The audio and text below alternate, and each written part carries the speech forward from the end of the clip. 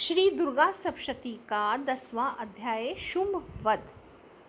ऋषि कहते हैं, हे राजन, अपने प्राणों के समान प्यारे भाई निशुंभ को मारा गया देख तथा सारी सेना का संहार होता जान शुंभ ने कुपित होकर कहा, दुष्ट दुर्गे, तू बल के अभिमान में आकर झूठ मूठ का घमंड न दिखा। तू बड़ी मानिनी बनी हुई है, किंतु दूसरी स्त्रियों के बल का सहारा लेकर लड़ती है।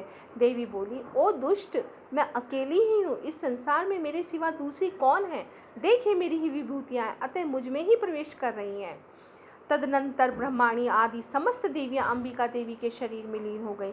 उस समय केवल अंबिका देवी ही रह गई। देवी बोली, मैं अपनी ऐश्वर्य शक्ति से अनेक रूपों में यहाँ उपस्थित हुई थी। उन सब रूपों को मैंने समेट लिया, अब अकेली ही युद्ध में खड़ी हूँ, तुम भी स्थिर हो जाओ। ऋषि कहते हैं, तदनंतर देवी और शुंभ दोनों में सब देवताओं तथा दानवों के देखते देखते भयंकर युद्ध छिड़ गया। बाणों की वर्षा तथा तीखे शस्त्रों एवं दारुण अस्त्रों के प्रहार के कारण उन दोनों का युद्ध सब लोगों के लिए बड़ा भयानक प्रतीत हुआ। उस समय अंबिका देवी ने जो सैकड़ों दिव्य अस्त्र छोड़े, उन्हें दैत्यराज शुंभ ने उनके निवारक अस्त्रों द्वारा काट डाला। इसी प्रकार शुंभ ने भी जो दिव्य अस्त्र चलाए, उन्हें परमेश्वरी ने भयंकर हुंकार शब्द के उच्चारण आदि द्वारा खिलवाड़ में ही नष्ट कर डाला। तब उस असुर ने सैकड़ों बाणों से देवी को आच्छादित कर दिया। यह देख क्रोध में भरी हुई उन देवी ने भी बाण मारकर उसका धनुष काट दिया। धनुष कट जाने पर फिर दैत्यराज ने शक्ति हाथ में ली, किंतु देवी ने चक्र से उसके हाथ की शक्ति को भी काट गिराया।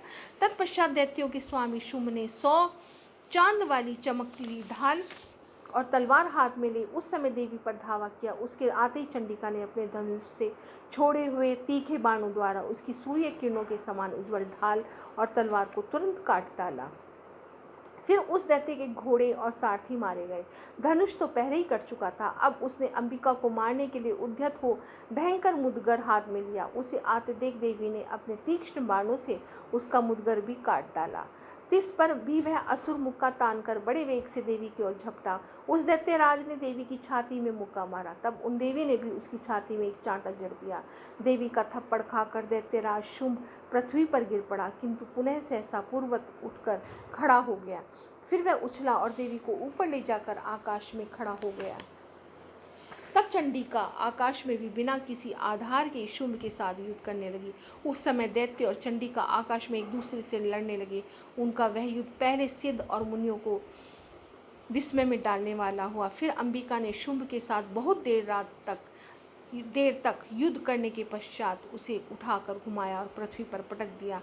पटके जाने पर पृथ्वी पर आने के बाद वह दुष्टात्मा दैत्य पुनः चंडिका का वध करने के लिए उनकी ओर बड़े वेग से दौड़ा। तब समस्त दैत्यों के राजा शुंभ को अपनी ओर आते देख देवी ने त्रिशूल से उसकी छाती छेद कर उसे पृथ्वी पर गिरा दिया। देवी के शूल की धार से घायल होने पर उसके प्राण पखेरु उड़ गए और वह समुद्रों, द्वीपों तथा पर्वतों सहित समूची पृथ्वी को कंपाता हुआ भूमि पर गिर पड़ा।